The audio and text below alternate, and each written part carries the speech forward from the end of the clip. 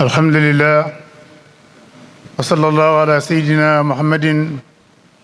الفاتح الخاتم وعلى آله حق قدره ومقدار العظيم ولا حول ولا قوة إلا بالله العلي العظيم السلام عليكم ورحمة الله تعالى وبركاته. أنا بنسند يالله جل جلاله صلى الله عليه وسلم ñu ngi leen di nuyu nuyu lislaam mu di ñaan jàmm ak yërmande barkeel wàcc mboolem jullit ñëpp. nuyoo bi nag mu ngi jógee ci ñi nga xam ne ñi moom ngeen présenté léegi muy njaboot rek Baye Alaaji Amatal ak Balaye yi Aada Faati Koundoul waaye itam nag mu jàllu ci ki nga xam ne mooy seen kilifa ñoom ñëpp di alxalifa Cheikh Ibrahima Gaaj. nuyoo bi nag ñu ngi ci jiital ki nga xam ne mooy alxalifa mooy Cheikh Moundal Maay xaadimal umma ci teg ki nga xam ne mooy al imam Cheikh Tidiane Alioune Cissé ak le porte-parole du xalif mu Cheikh Maay Aliou Cissé. di nuyu nag mboolem njabootu Mawlana Cheikh Ibrahima gi yëpp di nuyu tim ñi nga xam ne ñoo teew fii teewal ko fi te ñu gën cee ràññee ki nga xam ne mooy Cheikh Babacar Niass mu ko nuyu naa mboolem njaboot sëti baay yëpp waaye tim di nuyu ki nga xam ne tim mooy Cheikh Ahmed Boucar Niass Cheikh Ahmed Boucar Niang nga xam ne moom mooy président de la commission des conférences. nuyu su ma nuyu ñu tim nuyu panélistes yi nga xam ne ñoo teew tey nuyu tim mboolem ñu nekk ci jotaay bi yëpp. li ma bëgg ñaan rek mooy di ñaan monsieur le président ci turu ñi nga xam ne ñi ñooy représentant famille bi ngeen may ma rek présentation bi nga xam ne bii moom lañ bëgg def ci muqaddam yi nga xam ne ñoom lañ tudd fii di ay kàngam muy Baye Alaaji Amatal Aada Faati nga xam ne bu defee benn kaddu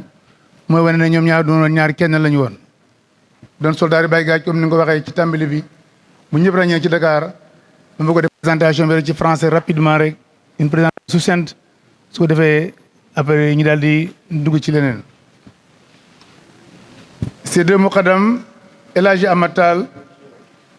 1921-2005 et El Hadji Aada Faati Koundoul 1931-1996, respectivement fils de Abdou Tall et d'Issa Koundoul, sont originaires du village de Nguithie fondé en 552 par leurs ancêtres Samba et Ibrahima Mandembe Koundoul sous l'autorisation du roi de Djolof Biram Ndiémé Koumba. Samba et Ibrahima Mandembe sont originaires de Amadi Wonare, village situé à 50 km du sud de la ville de Matam, tandis que Koumba Tall, mère de leur épouse Ndiké et Koumba Guissé, viennent de Goloré. Conféré à la mémoire de maîtrise de géographie de Madiodio Niass Al-Lucad en 1982. Le village de Nguithie est situé actuellement de la part et d'autre de la route nationale 3, à 4,5 km de l'ouest de la ville de Linguère, est composé de 7 grandes familles. Ces deux illustres muqaddam sont issus de la même grande famille Mandem, qui est appelée Serigne Nguithie. Ils sont issus de deux familles ancrées dans la religion islamique et comme par hasard, leurs constructions familiales séparées par une rue sont situées entre la route nationale 3 et les rails du chemin de fer reliant Dara et Linguère. Deuxième point, c'est leur éducation durant la période d'enfance et d'adolescence. Malgré les différences d'âge de 10 ans, l'un est né en 1921, l'autre est né en 1931, ces deux illustres parrains ont fréquenté pendant leur enfance le Dara du maître Alpha Gadj pour apprendre le Coran. En effet, le maître coranique Abdou Tall, à la suite d'une maladie, a confié ses deux fils, El Hadji Amatal et El Hadji Issa Tall, au maître Alpha Gadj, dont El Hadji Aada Faati Koundoul fut son premier petit-fils. À la suite du décès accidentel du maître coranique Alpha Gadj, son fils aîné El Hadji Mamadou Rokhaya Gadj, gendre du maître Abdou Tall, prend le relais de l'enseignement de ses beaux-frères, El Hadji Ahmed et El Hadji Issa Tall. De même, il s'occupa plus tard de l'enseignement coranique de son neveu El Hadji Faati Koundoul. Un tournant décisif s'est opéré dans le village de Nguithie, suite au serment d'allégeance du maître coranique El Hadji Mamadou Rokhaya Gadj à son guide spirituel, porteur de l'étendard de la faïda Tijaniya, Mawlana Cheikh al-Islam El Hadji Ibrahima Niass, fils de El Hadji Ibrahima Niass de Kaolack au Sénégal. Tous les villageois de Nguithie lui reconnaissent le titre de Cheikh Tarbiya en faisant table rase sur le titre et grade, de même que tous les habitants du Djolof suite à la visite de courtoisie de son guide spirituel, Cheikh Islam Baye Niass à Nguidj en 1952. C'est ainsi que El Hadj Omar Rokhaya Gadj, communément appelé Baye Gadj, de nos jours continue la formation religieuse et les pratiques de la tariqa Tijani à ses deux fidèles talibés. Les habitants de Nguidj avaient comme la principale activité l'agriculture et pendant la saison sèche, ils se ruaient vers Dakar et les autres grandes villes du Sénégal, telles que Saint-Louis, Kaolack, j'en passe, pour s'adonner aux activités du petit commerce et à l'artisanat. Malgré les activités intenses dans les grandes villes de ces deux fidèles talibés, répondant toujours présents aux séances de zikr et révision des écrits de Maulana Cheikh Ibrahim Niass, présidés par leur guide spirituel Baye Gadj, l'actuel grand serigne de Dakar, Abdoulaye Makhtar Diop, en est un témoin oculaire parce que Baye Beka Paye, le chef de la collectivité lébou de Mbot à Dakar, rue M. Diop, Angarafanel, avait réservé une place privilégiée dans son fief à Baye Gadj et à tous ses talibés. Durant ce séjour dans le quartier de Lébou, connu sous le nom de Penchem Mbot, il ne ratait aucune occasion de rencontrer Baye Niass pendant son passage. C'est le grand Moukadam El Hadj Omar Kane à l'avenue Malick Sy. Ce dernier aimait fraternellement Baye Gadj et ses talibés et leur ouvrait grandement la porte de sa grande maison. El Hadj Amatal et El Hadj Ada Fati Koundoul finirent par s'engager définitivement à Dakar avec d'autres sur le résolument sous la tutelle de Ismaël Rokhaya Gadj, le frère cadet de Baye Gadj qui perpétua leur éducation religieuse jusqu'à son décès en 1963. Au demeurant, Ada Fati Koundoul, qui était inscrit par son défunt maître Isma à la chaire du vénéré Serigne Ahmad Cissé de Dagana, installé à l'avenue Blaise Diagne à Dakar, continuant la formation de ces jeunes talibés.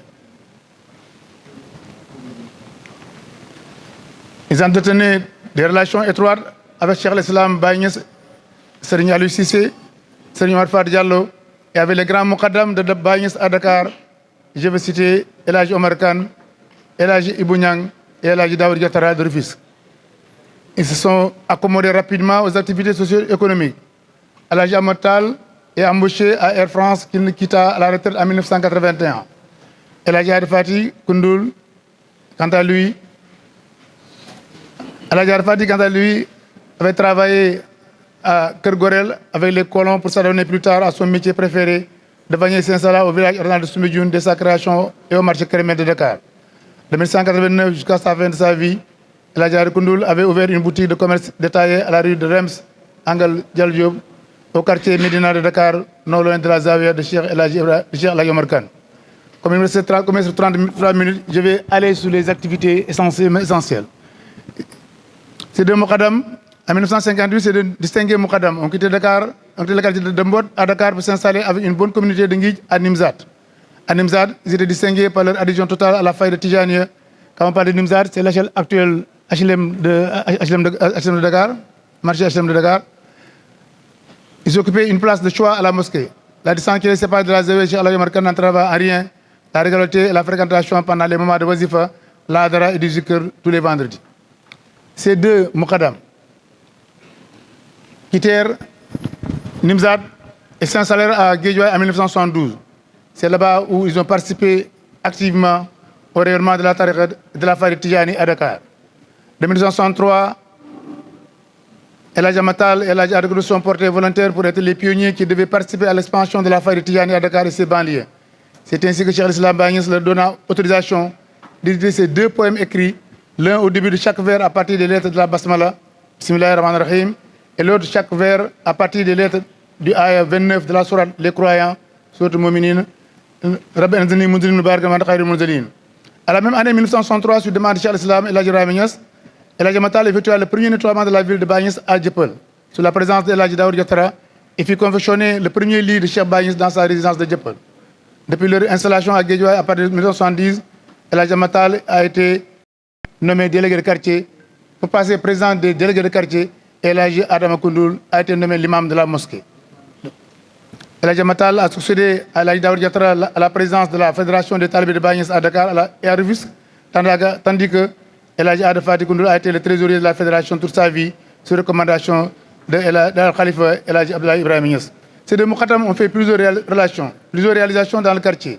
et ont accompagné financièrement et moralement la communauté nguidjoise vivant à Dakar et ont contribué grandement au rayonnement de la faïda.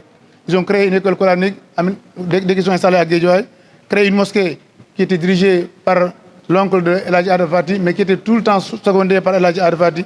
Organisation des daïres des jeunes, dont l'animation était assurée par ses propres membres, formés par ces 2 maîtres soufis. Ce daïre qui se tenait tous les samedis à partir de 21h30 jusqu'à 0h et partout à Dakar, Guédiawaye, Pikine, Thiaroye, selon la demande de ses membres, a été le vecteur de la massification de l'enseignement de la tariqa et de la faïda tijaniya à Dakar et ses banlieues. Organisation du daïre latif pour les adultes, dont tous les vendredis, à partir de la prière de Isha, Gué, et la prise du dîner ensemble, permettant ainsi de renforcer la cohésion, la solidarité et l'entraide de tous les propriétaires de maisons affiliés à la tariqa tijaniya dans le quartier de Ndiolofène Guédiawaye. Organisation du mois de Ramadan de la tradition du Coran pendant 8 années, à partir de 1984 par Oustaz Yaga Cham et en une année par Imam Maguette Dieng. Organisation annuelle de la lecture du Coran après chaque Tabaski. Organisation du Gamou annuel de Guédiawaye de 1984 à 1995, une semaine après le Gamou de Dieuppeul par Baye Omar Fati Diallo Niass. Organisation de conférence avec Oustaz Bara Mahmoud Diop. Visite d'Imam Hassan Cissé à Guédiawaye en 1988. Visite annuelle de Cheikh Adi Ibrahima Niass le 1er février. Visite fréquente de Cheikh Baba Lamine Niass pour salmodier le nom d'Allah. En résumé, plusieurs grands Moukhaddam et compagnons de Baye Niass de la première heure de la Faïda ont foulé le sol de Guédiawaye pour encourager et prodiguer des bienfaits, des conseils à ces 2 illustres Moukhaddam de Dakar. Je veux citer Cheikh Baye Ibrahim Fall, Cheikh Baye Malé Thiam, Cheikh Asjetou et les khalifes Cheikh Alhaji Ibrahima Niass, Cheikh Tidiane Ibrahima Niass et Cheikh Ahmed Dame Niass. Les 2 amis, ces 2 gnostiques exemplaires reposent au mausolée de El Hadji Mamadou Rokhaya Gadj, dit Baye Gadj, en face de la grande mosquée de leur village natal. da ngeen may tuuti rek parce que ñaari parrain lañ waaye li mu wax ci tuuti rek ci gàttal ci wolof tënk ko mooy ñaar ñii nga xam ne ñoom lañ parrainé du hasard ñoom ñaar ñoo bokk ñoom ñoo seen wajur yi ñoo sant njiic wajuru góor wajuru jigéen en 552 booba buur bu Jolof bi moo doon ki nga xam ne mooy Biram Kumbe maanaam Biram Njéeme Kumba ñooñu alxuraan mooy seen mbaax ci loolu nekkoon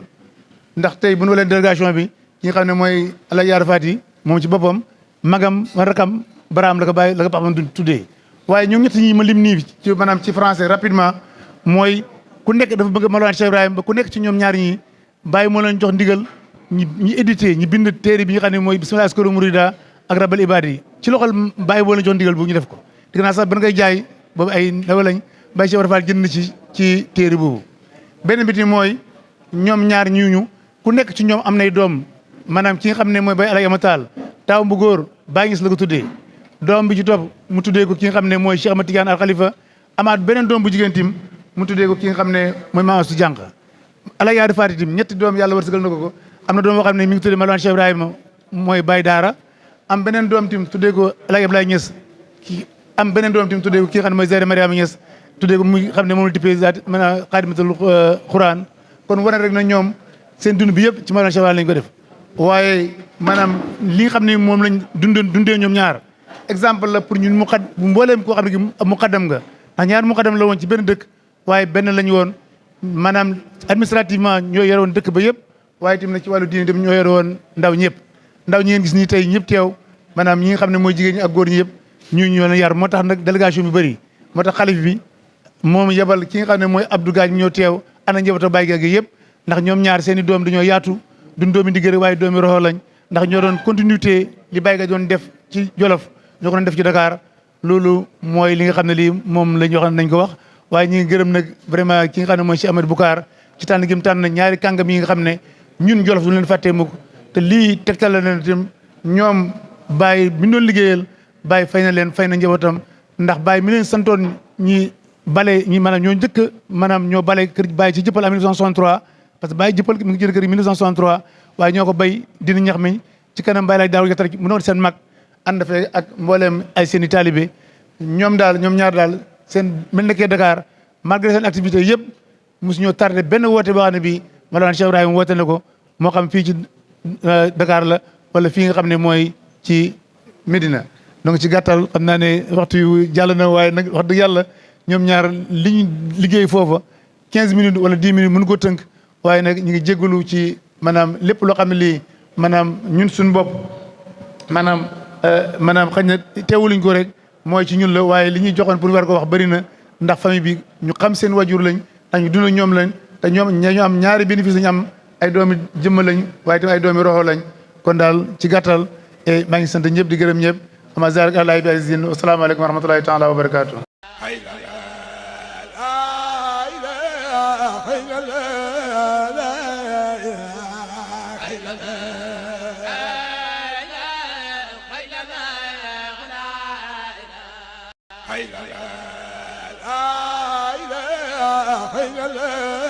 la